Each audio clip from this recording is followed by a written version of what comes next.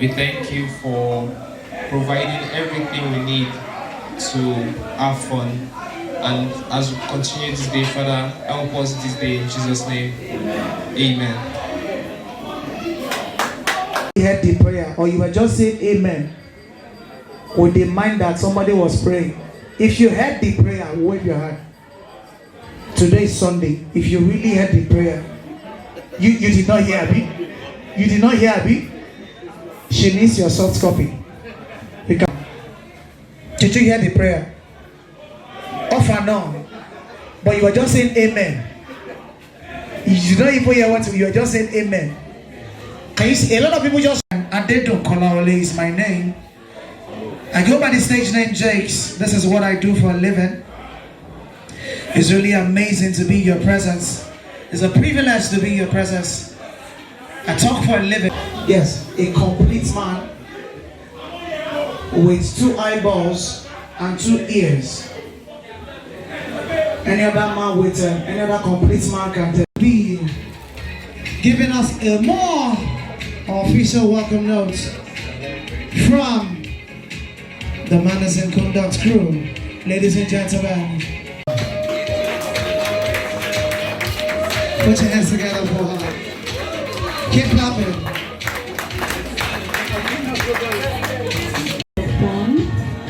And I want to apologize to those who came a lot earlier. We started a bit late, but we're trying to put things together. Once again, welcome everyone. The last time we had this, I came for the Hangout, I let you. So I'm looking forward to learning most about my own. How to be a good mother, how to be a good wife, and to be a better person. Please, let's put our hands together for her. Okay. So I'll talk to Mr. Awonaki now. What are you looking forward to, sir? Generally, just to have a nice time. I'm fine. Our local is our date. Thank you so much, sir. Okay. So to my very special mommy, Mrs. Adenika, what are you looking forward to? That's okay. Are you talk? Mommy, you talk. Anyway, I'm looking forward to see many more. Many more. Yes. But we really said a lot about the hanging out. So let's see. I hope you will not be disappointed in Jesus' name. Amen. Because the one she said, I've talked a lot about the hangout. May I not be put to shame in Jesus' name. So I'll talk to one more person and we'll start. I'm going to be talking to Mrs. Treasure. What are you looking forward to? I'm looking forward to learning more, to learn. Thank you so much, ma'am. So I'm sure every other person is looking forward to learning, unlearning, and relearning. For me, I look forward to everything. This is the 3rd edition of our Parents Hangout, and trust me, from the first, it's been amazing. It's been from one new learning to another. And I want to tell you, our dear parents, that you will not be disappointed. Thank you so much for finding time to spend this evening with us. God bless you all. The woman who this initiative was given to, who this initiative was dropped into her memories, and she has done so much to make sure that this has come to limelight, that this has come to manifestation. Ladies and gentlemen, this wonderful woman is highly sought after. She's a chartered accountant, and ladies and gentlemen, I can tell you for sure that she's currently sitting on the board of 4 schools internationally, international 4 schools. And you know what it means when you have a woman sitting on the board of 4 schools. 4 schools, international schools. Ladies and gentlemen, I would let her come to do justice, further justice to this brief introduction I've just given you. Ladies and gentlemen, please put your hands together for Mrs. Fashio. I hope I got that right. From Away.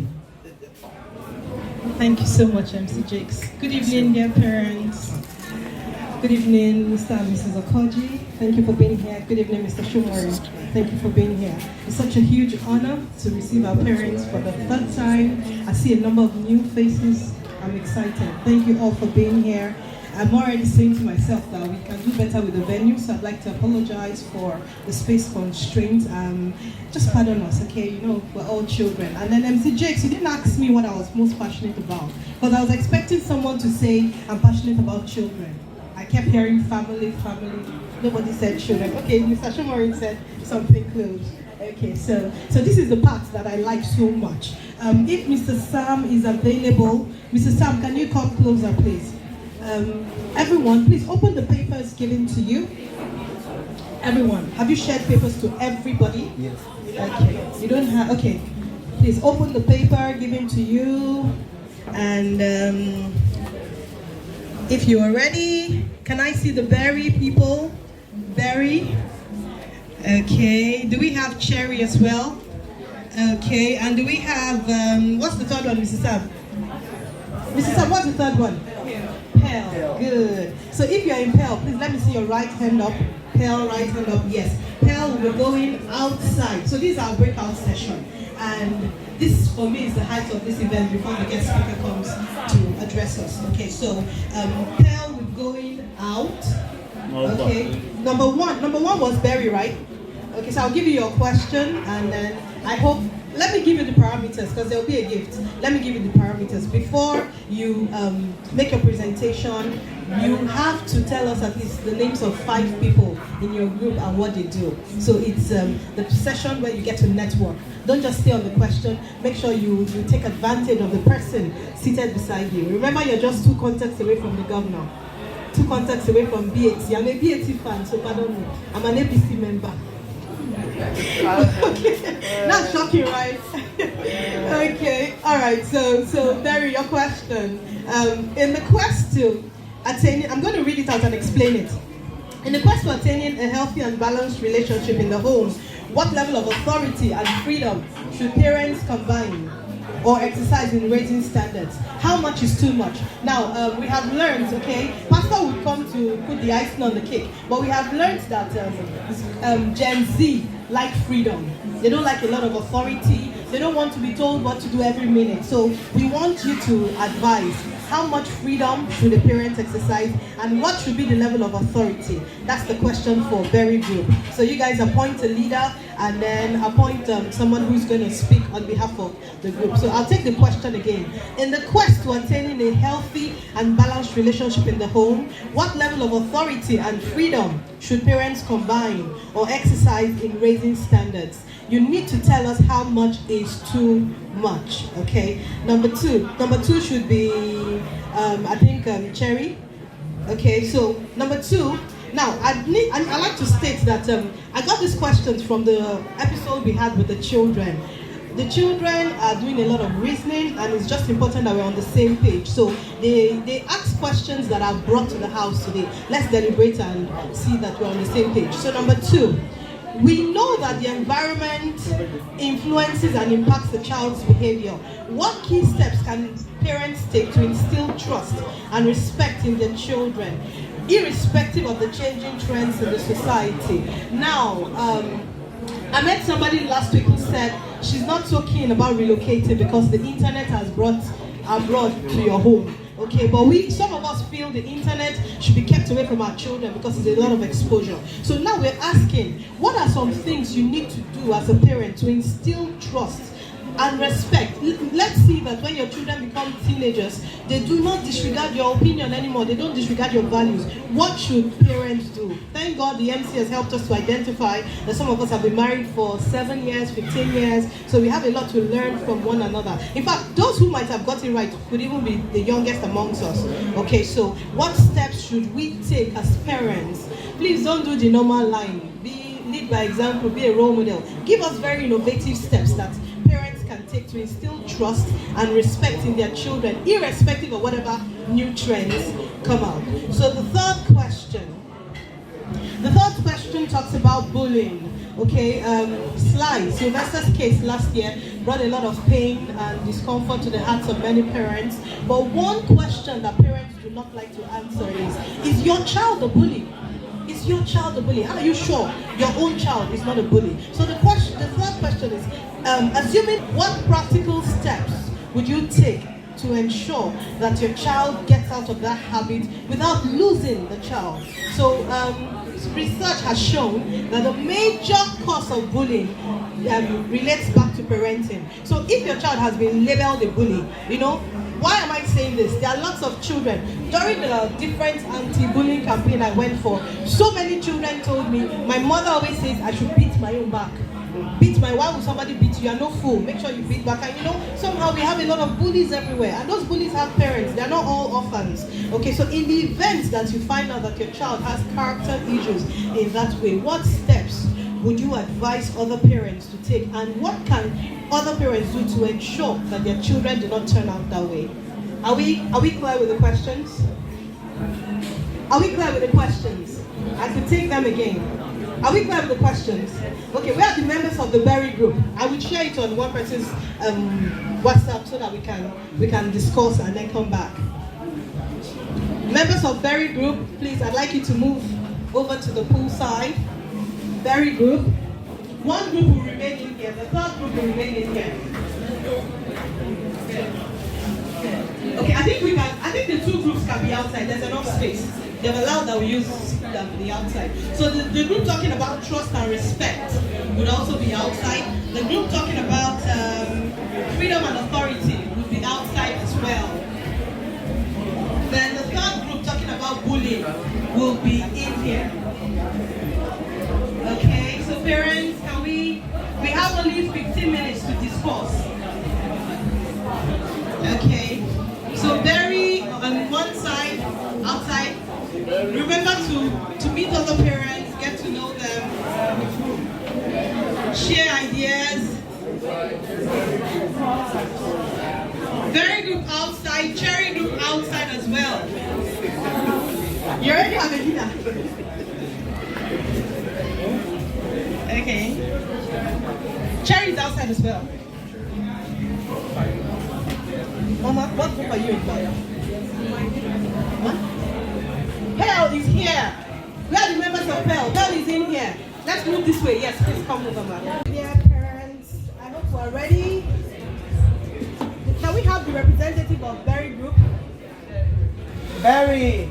Let's see how they'll hail their... Who's representing Berry? Celebrate your homes. Okay, so remember the parameters. You have 5 minutes now, just 5 minutes. I'm Mrs. Akiode Gabriel. In my group, we have Mr. Aribe. He's an IT person. We have Mrs. Deshola. She is a teacher. We have Mrs. Akiode, myself. I'm a teacher and a fashion designer. We have engineer Akorede. And the last person is Mr. Nicholas. He is a banker.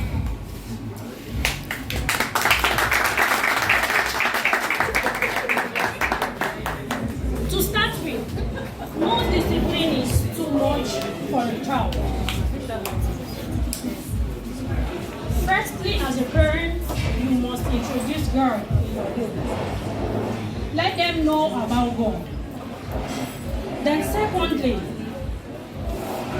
parents should not welcome arguments between themselves in the presence of the children.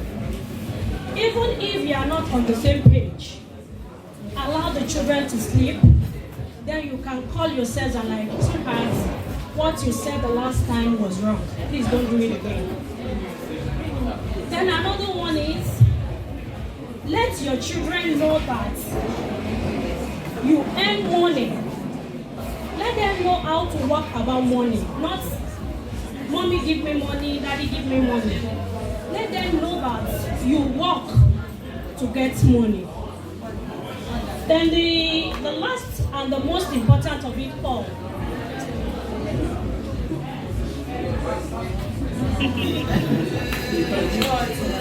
The last and the most important of it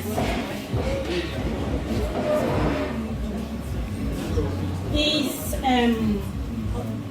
monitoring your children in whatever they do.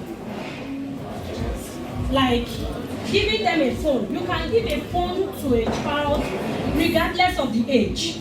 But please, monitor whatever they are doing with it. And let them know that you give respect to anybody and in everywhere. Please, let me give an example of something. In our former house, myself and my husband, we used to do, a Bible study with the children every night. But you know, when we moved to our new house, based on activity, we stopped. But because we are used to it, my child called my husband and he said, Daddy, it's been a while we've done Bible study in this house. Is it that you are not a pastor? Or is it that we shouldn't be doing it? But my husband said, no, we will be doing it, but it's because we have limited time here. He said, please, let's go back to it.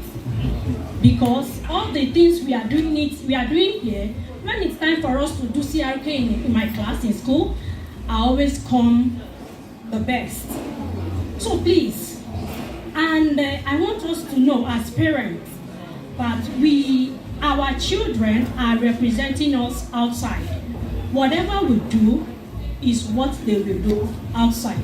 To crown it all, please, no discipline is too much and no discipline is too small to give to a child.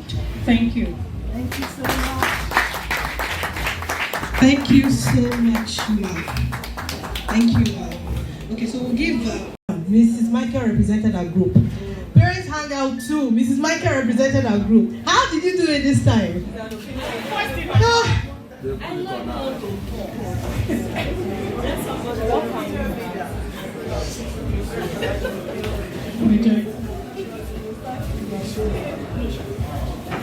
Good evening, everyone. Good evening, Pastor. Good evening, everyone. It's always amazing to be in your midst. And so this evening, we'll be looking at some things, how we can build trust, and how we deal with some things when we go out where we are not. What are the things that we should do? So we first looked at advantages of internet, like the usefulness of internet, why we should allow them. So we talked about it helps them to share information, they meet people, it enhances learning. We know that sometimes when the children come with assignments, we have to go online to check these things and then help them with their work. So we also looked at disadvantages, the negative influences that children pick up online. We talked about pornography. Even as an adult, you can be working and then some tabs will pop up. Because you're an adult, you just look at it and you think it's irrelevant to what you're doing, so you let it go. But for children, they're quite inquisitive. They just want to click it and see what's going on and all of that. So now, to the crux of the matter, how to instill values in children. Sorry, I'm a bit tired. I'm so sorry. Okay, so we talked about the fact that the first thing is to build good foundation. Some parents would send their children abroad after secondary school. They are not there, but the children are doing amazing. How do we get to that point? It has a lot to do with what we have instilled in these children. The Bible says that we should train up a child in the way they should go, and when they are grown, they will not depart from it. So we are training children. We cannot train adults. If you bend fresh fish, you'll be able to bend it. But if you try to bend dried fish, you will break it. So yes, that's one side to it. And then we also talked about training them in good ways. We talked about understanding your children's personality. This is one big mistake that a lot of us parents do. We forget that these children are entities on their own. They have inbuilt abilities. They have their own mind. They have understanding.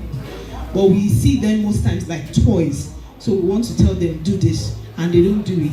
You are naughty, you are stubborn. They are children, they are pressing on their own. And we can only do that for a period of time.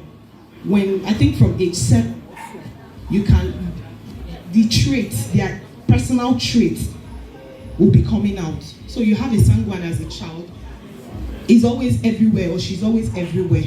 Oh, you talk too much. You are this, you know. You have a male, you have a flag. You have to understand their person, their personality, and deal with that. Yeah, be close to them. A lot of us parents, we are chasing after the money, and we are not looking at our core responsibility. Encourage them. Let them teach them contentment. We have this is the much we have, and this is how far we can go for now. And let it be. Not that a child will go to the supermarket and, mommy, I want this. I'm not getting it. They start rolling on the floor. It has to do away from the house. And then the last one, which is very important, core values. In our house, we respect people. In our house, we encourage ourselves. In our house, when we fail, we stand up, we pick up ourselves, give up. It's all family values. And then we can ask the children to repeat it in the morning before they go out, so that these things it goes deep down, and they can go along with their day and their daily activities. Thank you very much. God bless you. Thank you so much, Mrs. Michael. Very well said. That was beautiful. Okay, we stand, Mr. King. Thank you very much. Good evening, everyone. Okay, so we talked about children becoming bullies and how to deal with such trait. By the way, I have in my group, I have one Mrs. Treasure, who's a teacher. I've got Mrs. Agbola, who's a chartered accountant. I've got Mrs. Olubosi, an admin and HR personnel. I've got Mrs. Adenuga, who's a principal officer.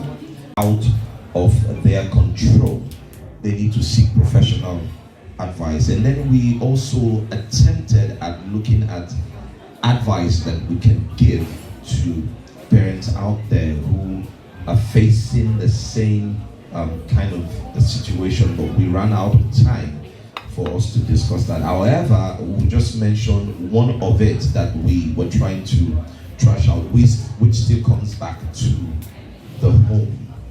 If you can get it right from the home, then the children will get it right when they get outside. If you instill those values in them, then you form a wall of defense around them, so that when they get outside and then the negative traits are coming to them, there's already a defense around them for them to decipher which is good and which is bad. And then we leave the rest to God for Him to help. Thank you very much.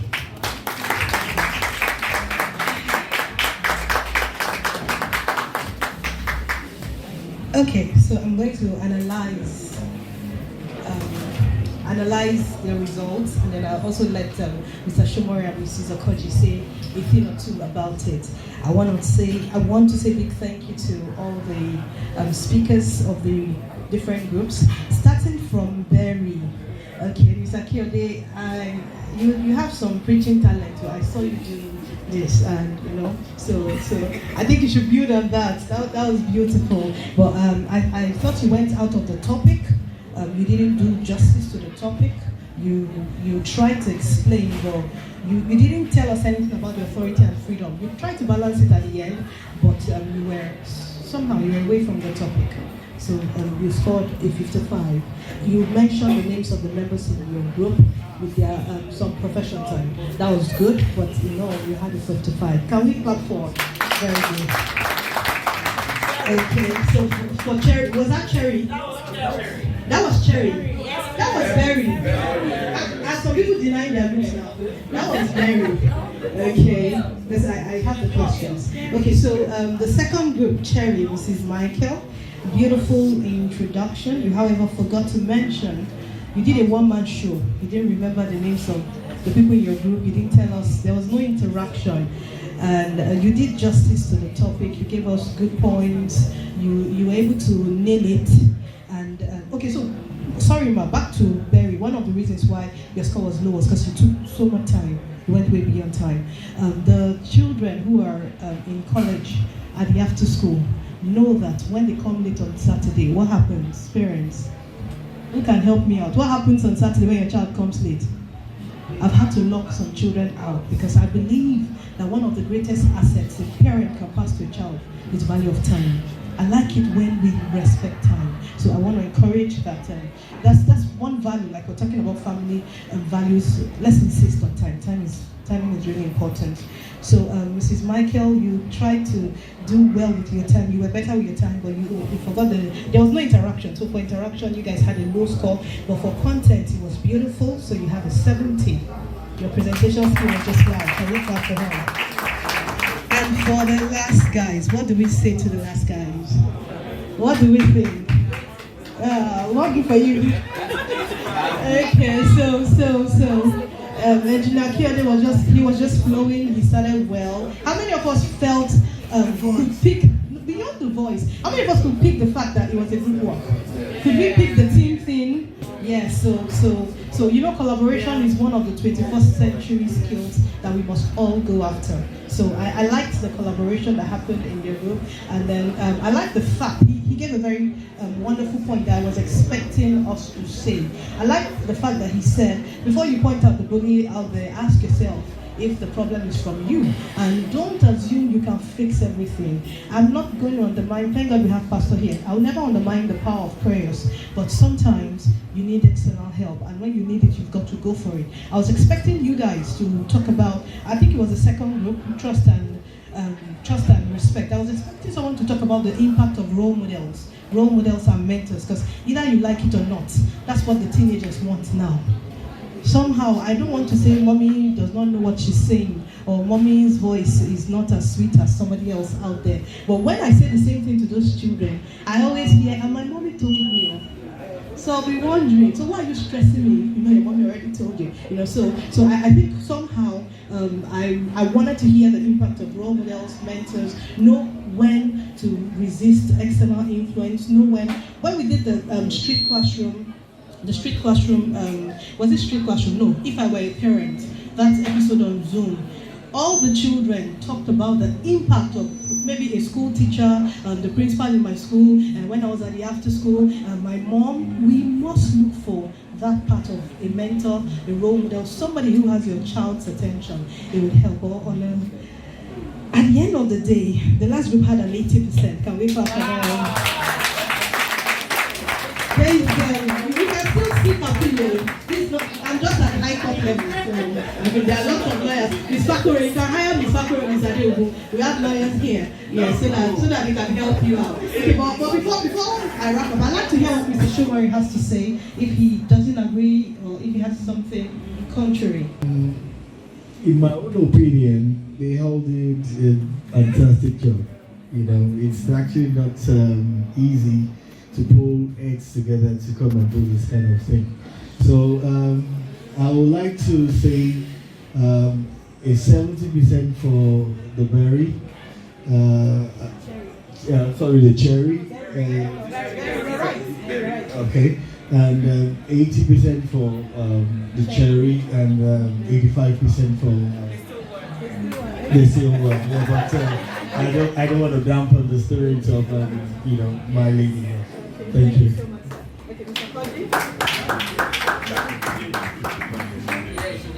Good evening, everyone. The Berry Group, I rated them 60%. First of all, sorry, I must appreciate all our efforts. Having to, it's a spontaneous one, an exercise or a task. Well, I'm Mrs. Okoji, I run a school in Supply Town, so I know how it is when we assign tasks or activities in the classroom. Unprepared. You know those ones you go back home with, you have enough time to make your research. But for the ones you on the spot get answers for, as in demand the children to have the activity, you get the best from them. Because then there will be no adult or maybe an adult in the background. So I must appreciate all our efforts for how we've taken our time to even collaborate and come up with this. So the Berry Group had 60%, Cherry Group had 50%, and the Pearl Group 70%. You know, we're pardon my, maybe I'm micromanaging the scores, but that's just what it is. Thank you.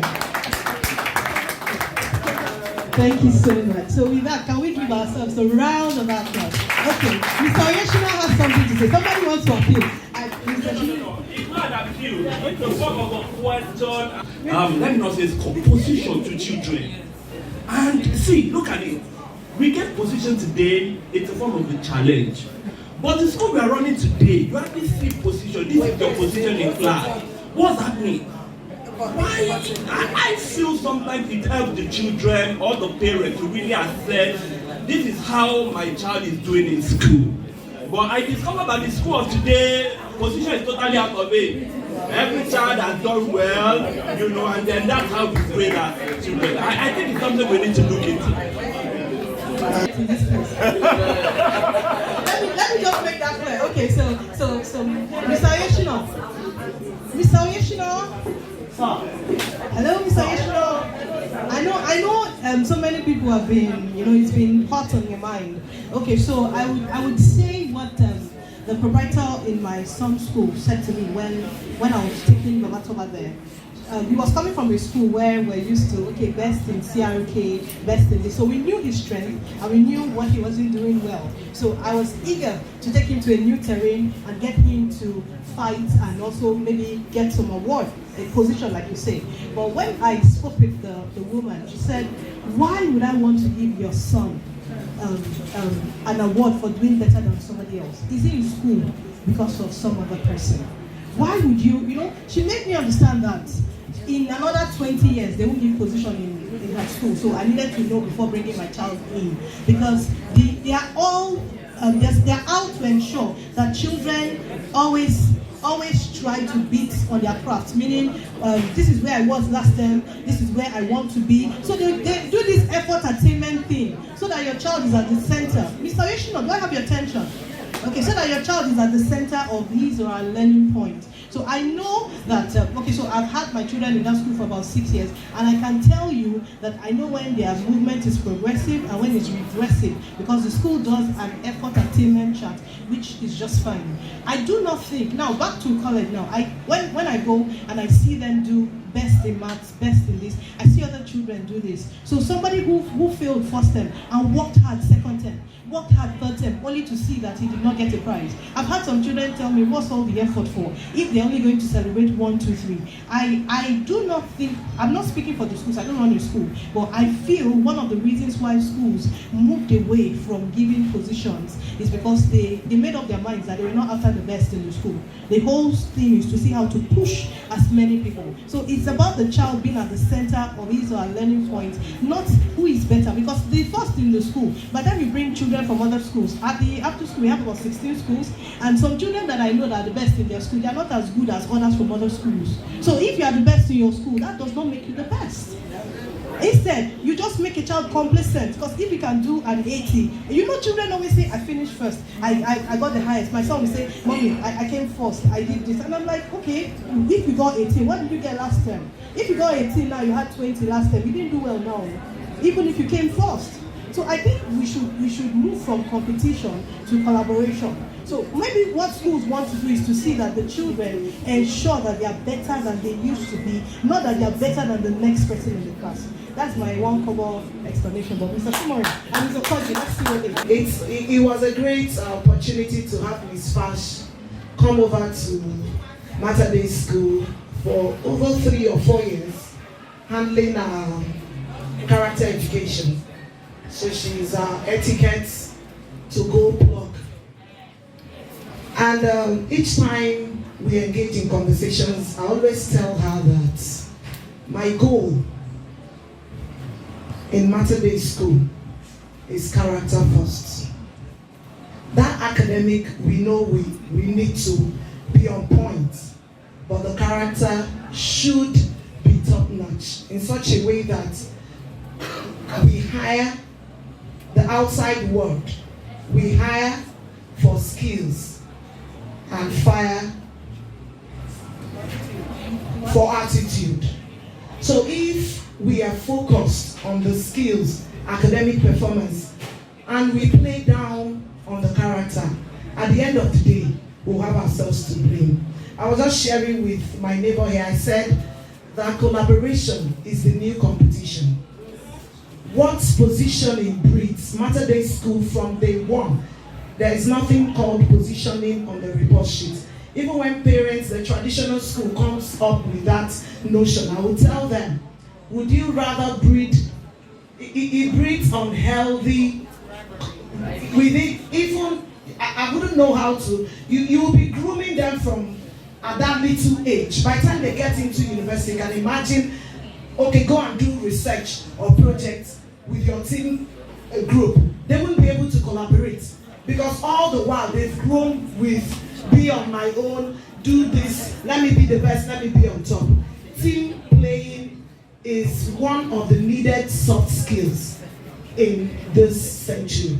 So please, as parents, let's discourage competition, even comparison between siblings. Your brother is better than you, your sister, why can't you behave like her? No. It starts and it breeds a lot of hate in the child.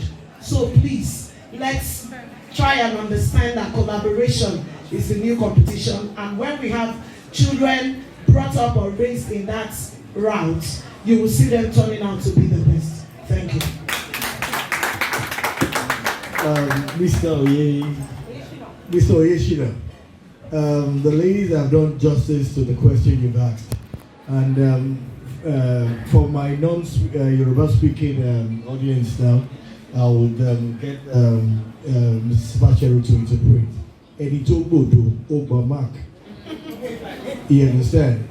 It simply means that for the fact that you have attempted to sit and write an exam or whatever task, you've done well. You understand? So please, let's always encourage. The first thing you will have to actually need to get into your children when they are of school age is the interest.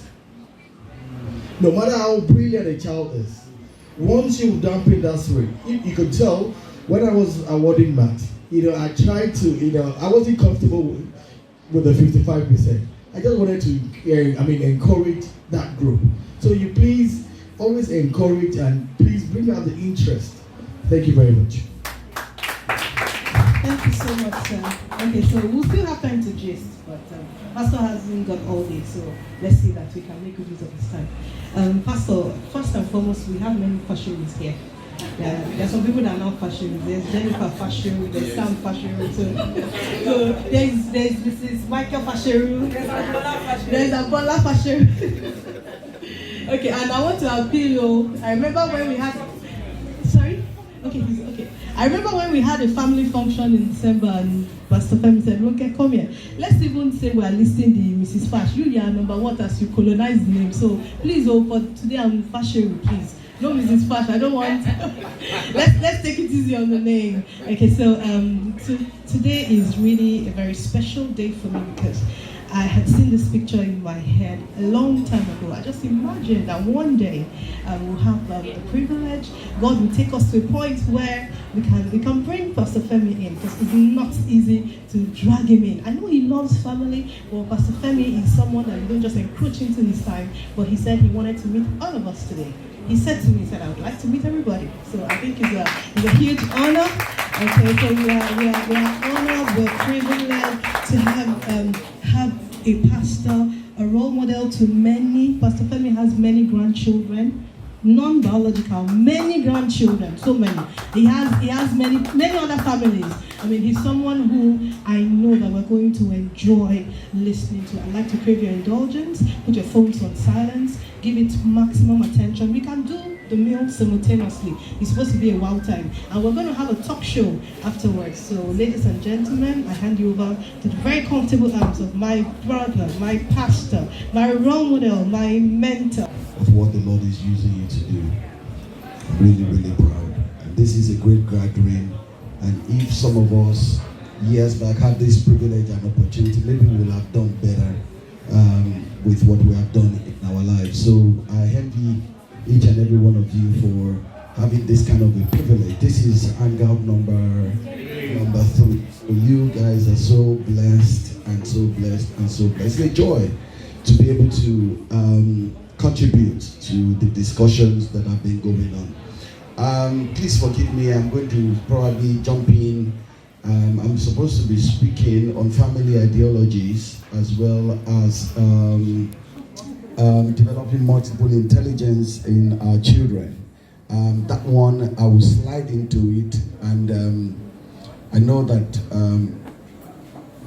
Mrs. Yeah, but she's fashion too.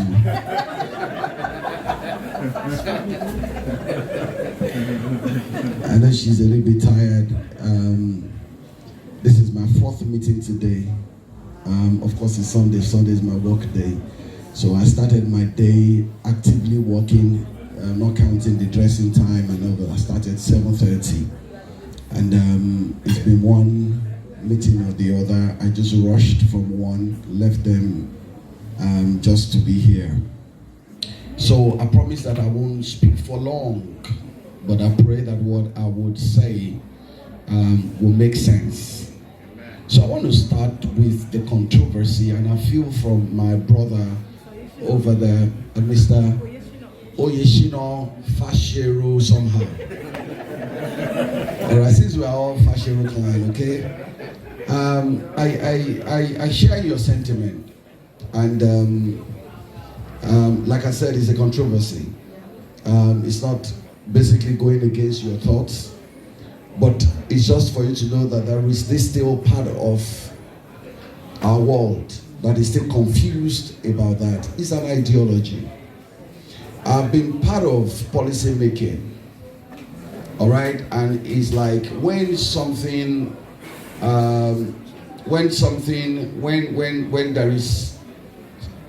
seems to be a disadvantage in one way, sometimes policymakers, they try to do something to counter that without having a holistic view of everything. What I've heard about cancelling the positioning, it's about those who have been scoring Odo. I've not heard about the effect really on the person that has been scoring first. I was sandwiched between two brothers who were very, very brilliant in school when we were young. They would come with first. My elder brother would come with first. My younger brother would come with first. And I would come with, I also had one as well. So my usual score was 11. And the truth of the matter is, but for my siblings, I would have been complacent. That's the truth of the matter. Because it wasn't as if I was dull, but I wasn't just first. So they present their report card and it was first. I will present mine and it was 11th.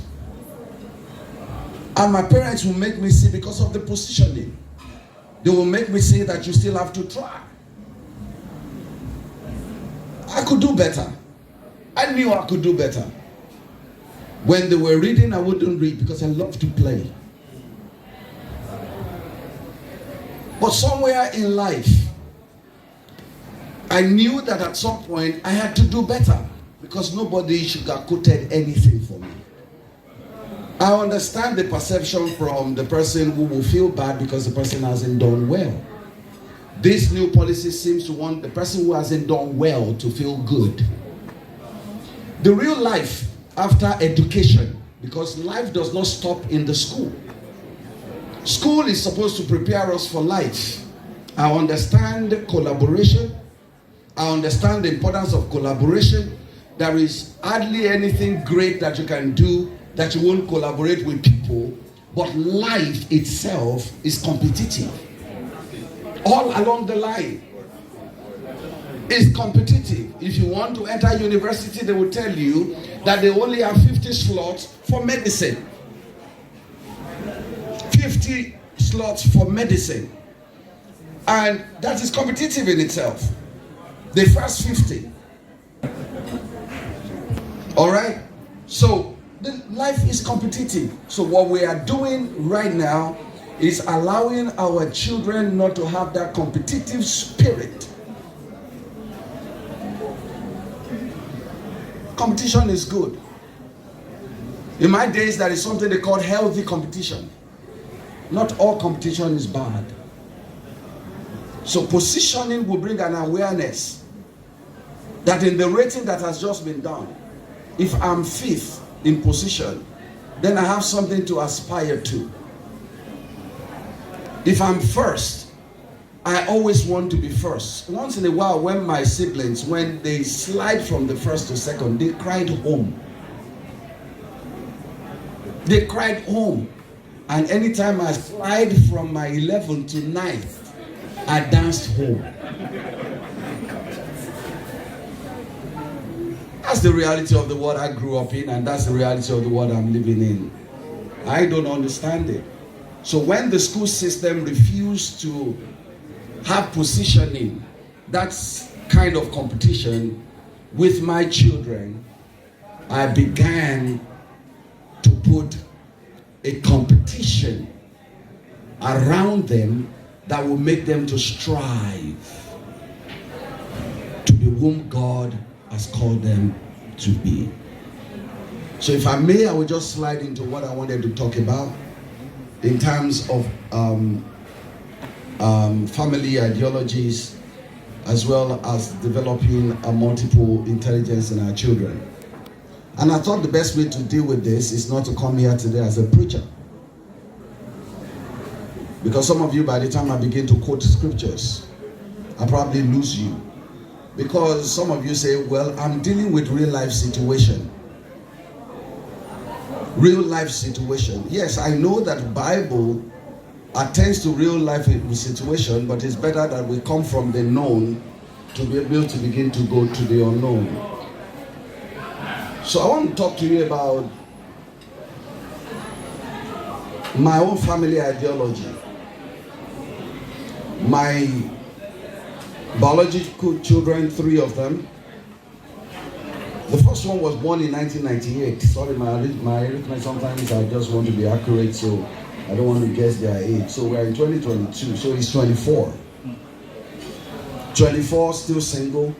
He has his master's degree in artificial intelligence after having finished his first degree in artificial intelligence. He's only worked for less than 2 years. But because God has helped me to put some sort of competitive spirit in him, he targeted that he will buy his own house, even though he doesn't need it, before he turned 24. My son bought his house after having worked for less than 2 years. And I did not have 1 kobo to the purchase of the house. I only gave him money to add to whatever I was going to use to furnish it. He wasn't competing with anybody, but he was competing with himself. He wanted to achieve something. He wanted to make his dad proud. He wanted to not hide under the shadow of his father. He wanted to be a man of his home. I called my son when my son was 16 years old. He was about getting ready to go to England to study. So I let him in into one or two things I was doing in terms of business, gave him an idea of how much savings I have, how much money I have, how my business was doing. And I told him and I said, I'm showing you all of these things so that you will realize that someday you will have to help your dad out so that you can continue these things and even make it better.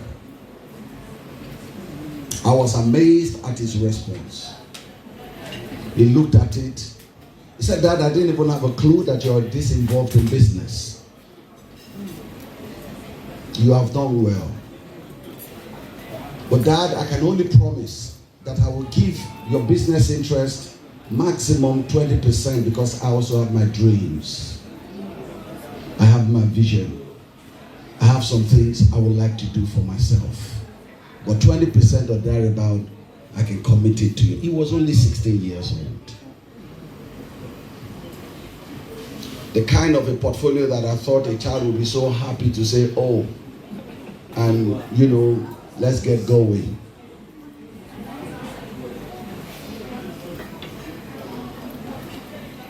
The scriptures talks about our children, and it says that they are arrows in our hands. I don't know if you know what that scripture actually is talking about. Let me just put my phone away so I can show you. My mic may be out of my mouth for a couple of minutes. You know the bow of the arrow? You know the bow and the arrow. Now basically what the scripture is saying is how far your child is going to go in life depends on it depends on you. It depends on your family ideology. It depends on what you put into your child. Your child will only turn out to be a lawyer if you have sown the seed of him or her studying law in them. Something strange yet again is happening in the world that I've come to now know. Some counselors are saying that the children should be left alone to choose.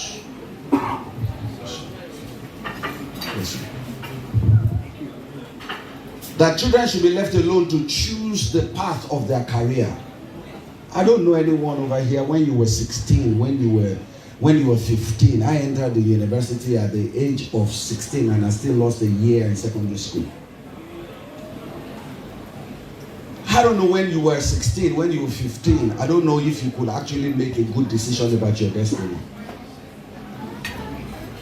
What is happening today is that they are saying that let your child launch himself or herself instead of the parent being the one who has strength. Sorry, don't water. Right, thank you. Thank you. Sorry, when I'm done, family, as it is to me, and I'm not a custodian of wisdom. I know that other people, but this is just me having my own block. And like I said, this is what I've practiced. So my children, they went to finish their secondary school in the UK and university and what have you. And they were going to have the ideology of the Western world. And they were going to come.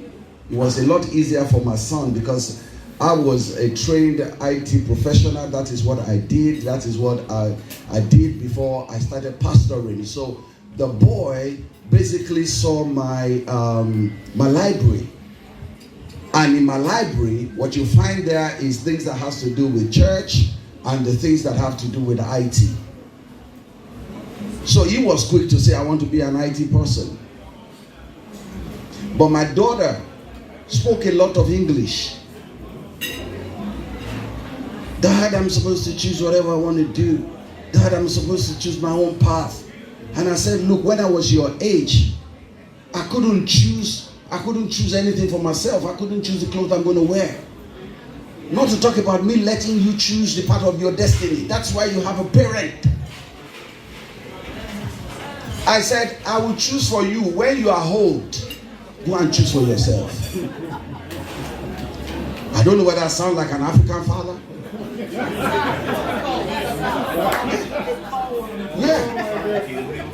Yeah, but we're talking about family ideology. We are Africans. We're Africans. We're Africans. My first degree was in botany. If I did not do a career change, there is nobody who is going to employ me to come and do the horticulture. I won't have a job. So a child says, "Oh, I like animals, so I'm going to study zoology." You can study zoology, but please help me go to med school first. When you are done in med school, go and do your masters in zoology. But at least you have something that you can fall back on. In the Western world, if you don't have a job, you can fall on the queen. You will get gyro. But in Africa,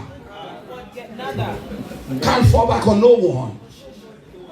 So we have to be careful that we are not importing these Western ideologies to raise African children. Our situation here is different from what is over there.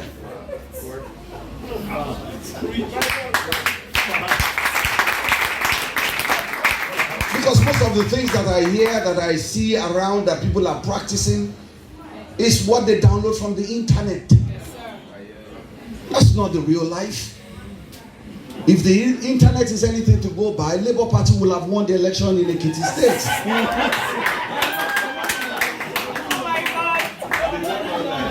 Exactly.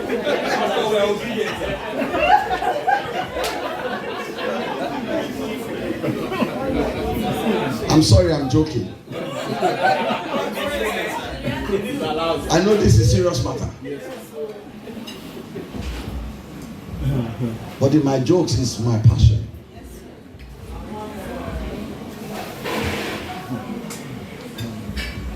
How far your child is going to go is not dependent on the school that your child attends.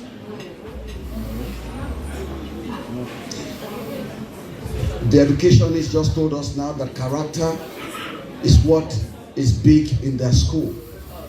So she's looking for a child that has character and is willing to accept for them to develop their character. What she's saying, in other words, is that if they find the character of a child wanting to an extent, that child will not be qualified to be in their school. The responsibility of how far your child is going to go is not in the hand of your pastor. It's not in the hand of the Sunday school teacher. It's your responsibility. If you shoot with this velocity, that's what you're going to get. If you stretch, that's what you're going to get. If you put all your energy to launch, that's what you're going to get. So basically, your child will not become a doctor if you have not introduced your child to that field. Because by themselves, they're not brilliant or intelligent enough to be able to say, this is what is good. Whatever your child comes home to tell you is good is because somebody said it. And people have wacky ideas. Somebody interpreted the Bible. I was told that the person was smoking weed. So I called the boy. I said, guy, weed? Are you smoking weed? Is it true you're smoking weed? He said, yes, Pastor. Yes, I do. I said, why are you smoking weed? Because I want to understand, because there is a reason why something is happening.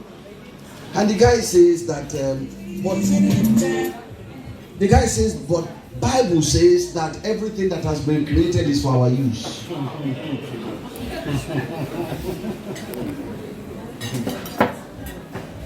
So, because it's for your use, so that's why you are smoking it. So, lion is for your use, so you can get lion and bring lion inside your room. You can't take something in that has capacity to hurt you or harm you. So a child, based on the level of their intelligence, will interpret things. But for them to be smart and be really intelligent, they need somebody who is intelligent, who is going to impart. Somebody who is going to share knowledge with them. And there is no better person to do that than yourself. Just that I must just quote a Bible verse. It's in the blood. Proverbs 22 verse 6.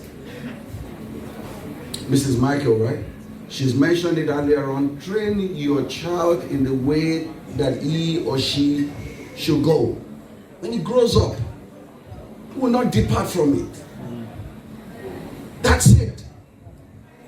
Don't forget that as a parent. If you don't train them, then they have no training.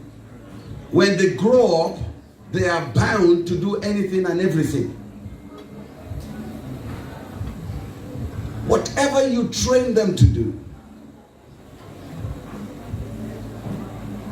I heard somebody saying you can give a mobile phone to any child, you just have to monitor. That's theoretical to me. It's theoretical. I would tell you as a teenager, when I used to go to clubs and go to parties, sometimes for 3 months, my parents thought I was sleeping in the house and I wasn't sleeping in the house. 10 o'clock in the night, my friends would come, drive some distance away from the house, tiptoed, knock on something, I know they're there. When my parents thought I locked the door, I didn't lock the door, I just basically just closed the door. And what will happen is I'll go to party, come back like 4 before they wake up, but I dare not lock the door because they will hear the knock. So the door was left ajar all night for about 3 months while I was partying. 50 that I told my mom. She couldn't believe it. She couldn't believe it. Some nights, we will party from Osun State to Oyo State to Ogun State to Lagos State, and I will be on my bed 6 o'clock in the morning in Osun State. And my parents did not have a clue. My father, my mother, they were disciplinarians. But I did things they never thought their child could do. So there are certain things they will not look at that I was doing. So the best thing is not for you to think that the success of your parenthood will be based on monitoring.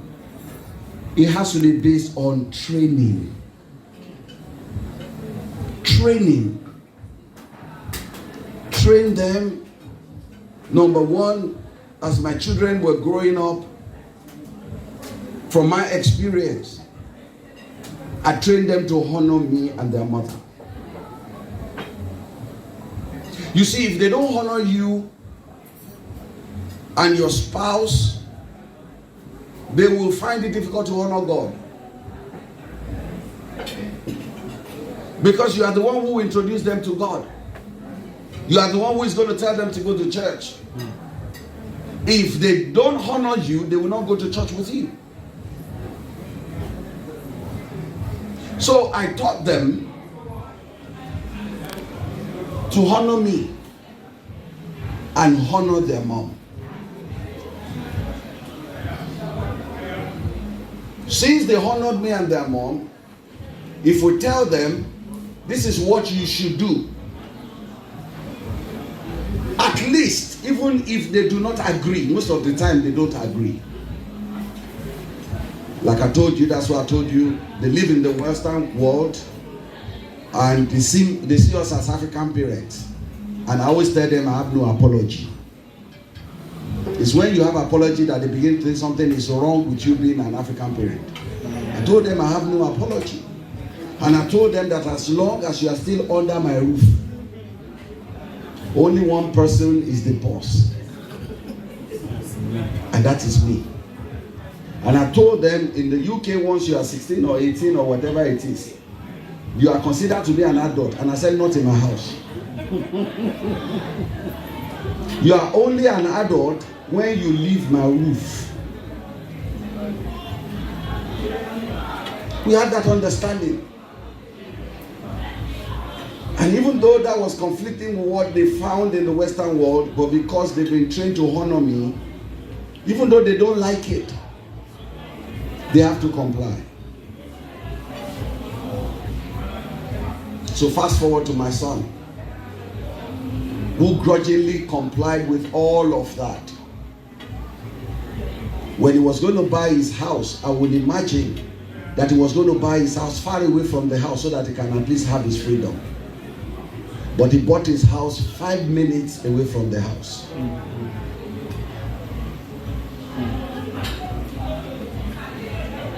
When I went in May, I had a look at the place and I asked him, so when are you moving? He says, when did I say I'm moving? He says, I'm not moving. I'm using the place for Airbnb. I said to him, I said, I thought you'd be tired of my rules and my regulations and my policies, that opportunity you have to leave, you will leave. He says, no, there is nothing wrong with your rules and your regulations. They were just things that helped us to be better people in life. He says, Dad, the truth of the matter is all the things you were saying, we were seeing them in the people we went to school with. He said, do you know that when I was in secondary school, there were guys in there that were smoking? He says, everything you were saying, we were seeing it. Even though we were like kind of not agreeing with you, but I've only been able to do what I've done now because of the way that you have raised me. That's what it is. When they grow up, they will come back and say thank you to you. They will come back and say thank you to you.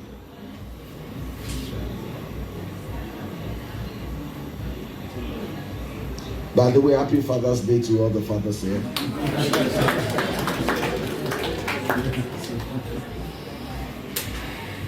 My second son sent me a text message I woke up to this morning.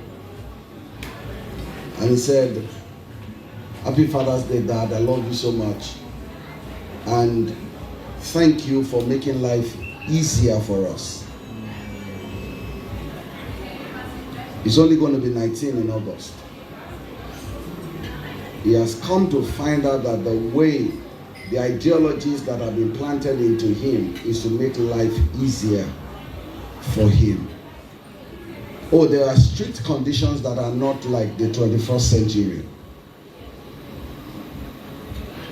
So we train them to honor us. In the school they went, they wanted to go to another school, but they had to honor us. The way they live their lives, for example, none of my kids will go and sleep over somewhere else. None of my kids will go and sleep over somewhere else. I don't know what happens in the house they want to go and sleep over. I don't know what those parents are doing. And I don't want to assume. Because these are the arrows that I'm shooting.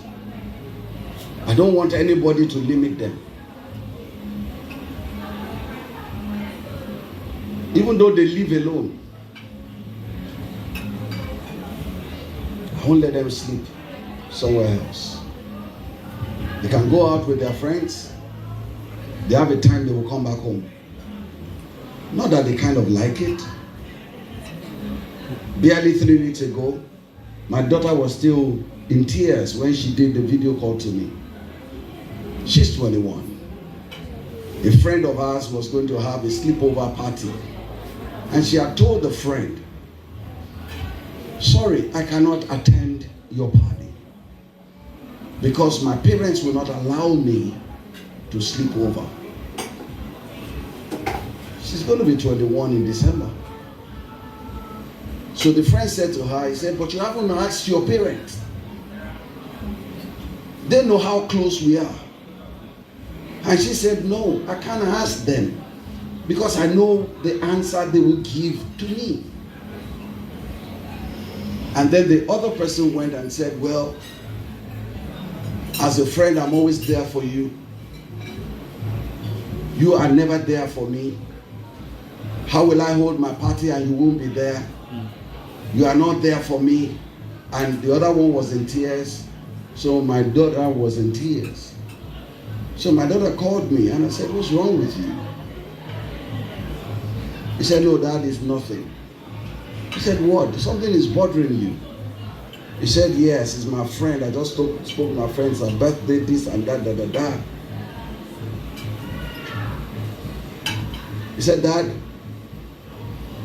I'm not asking you to let me go, but I just want to just tell you what happened. That it makes her feel bad that her friend thinks that she is not watching her back. And I said to her, do you think you should go? She said, no. I know what the policy is. It's just that I feel bad that she feels bad about it. And I said, I'm still not going to let you go. Even though that I know that you understand that you shouldn't go. Because the right thing to do is for you not to go. If she wanted you in her party and she knew that you don't go to night parties, she would do it in the afternoon. The problem is not yours, the problem is her own. She's just playing a guilt trip on you.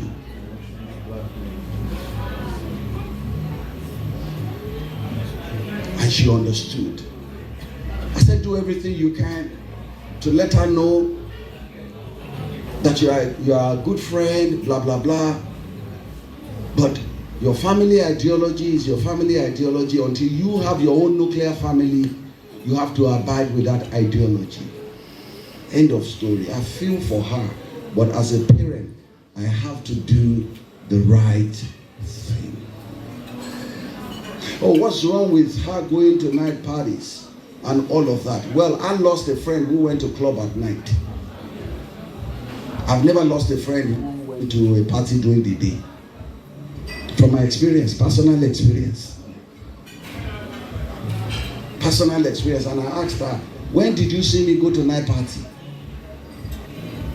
Train your child in the way that he should go. So the first thing that you must prioritize is to train your child to honor you. Honor you.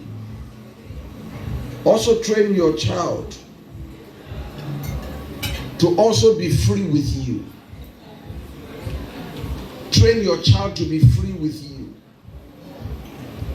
Don't shut them up. Be prepared to have conversation with your children. Our parents will shut us up. I don't know whether you had a parent like mine. But these children of nowadays, they are expressive. Don't shut them up. Engage them in a conversation. If what you are saying, if the path you are showing them, if you are convinced of it and you are convicted, you will be able to explain to them. Apart from that, also teach them accountability. Teach them accountability. They won't like it.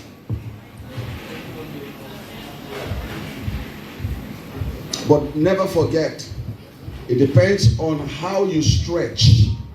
That will depend on how they will end up. I teach my children accountability. Myself and their mom, periodically we go through their accounts. We know what they have, we know what they spend, we know what they spend it on. So even if we don't check in 3 months, they know that someday very soon we will be checking. Even though we don't live with them in the UK, they know that someday we'll be checking. So once they are conscious of that, as they practice accountability with us, they will grow up to practice accountability with their world. So it's not the 200 pounds that we give to them that we are after,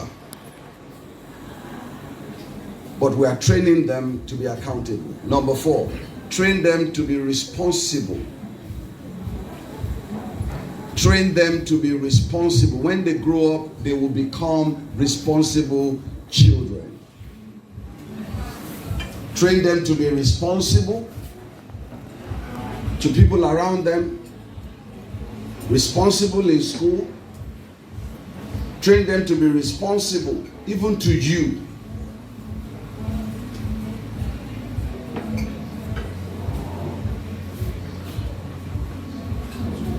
Number 5, train them on the things that worked for you, your successes. I told you I called my son and I began to show my son stuff. The things that work for you, you need to train them. Like honesty.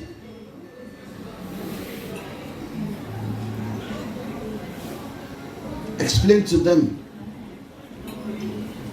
Honesty is not easy for those who do not realize that lies does not last. Once you train them honesty, they will be honest.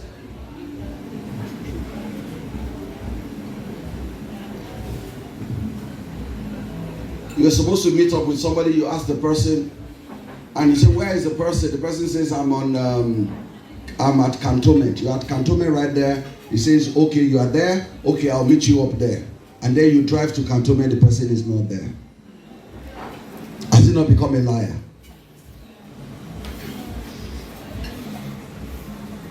Tell your children lies will always be exposed, and when it's exposed, you will feel worse than if you had told the truth about something that you did wrong.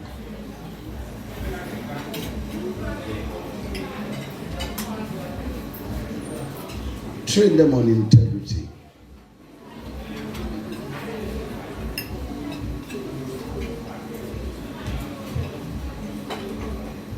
Also, don't keep away from them the places where you have failed. Very important. So that the sour grape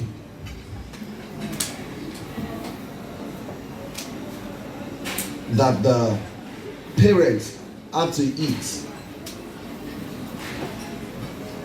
the children will not set their teeth on it.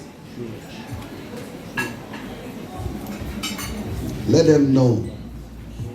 In this area, in that area, in that area, you made wrong choices. And this is the repercussion. So I don't want you to go that way. I want you to go this way. So it's training and training and the training. They gravitate towards what you do much more than what you say. Like Aderonke said, you have to be a great role model for your children. So the discipline starts from you. What you don't want them to do, you don't do it. Otherwise, there will be strife. Because when they are confused, dad is saying this, or mom is saying this, but they do it, but they're not letting us do it. then it becomes a struggle. Train them to be responsible. Let them know that there are things that they have to do for you. Because at the end of the day, when you grow old, it's not the things that you keep for yourself that brings you joy ultimately, but the rewards of the way you have trained your children.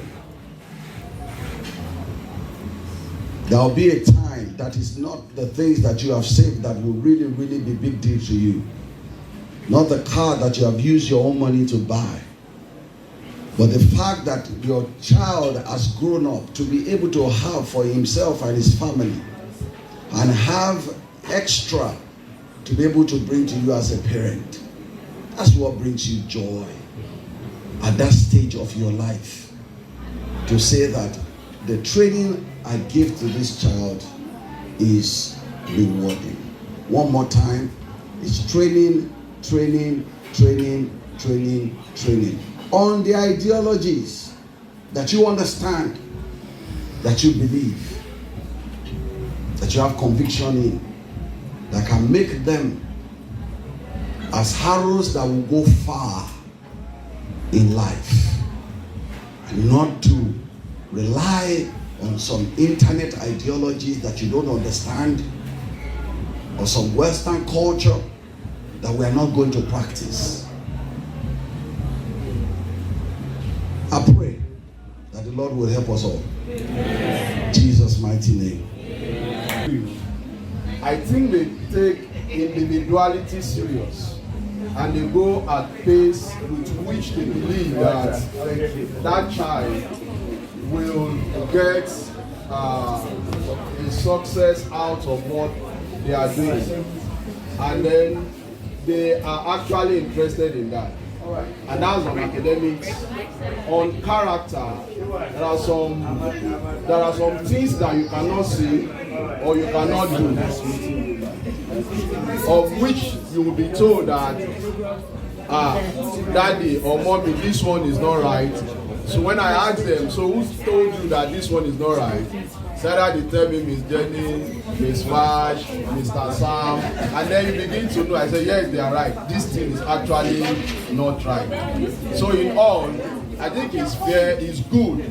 It's a plus to my own home, it's a plus to my family, it's a plus to my children's life, and I can only pray that the Lord will continue to bless them in all that they do, in all that the manners and conduct crew do, and then the reward.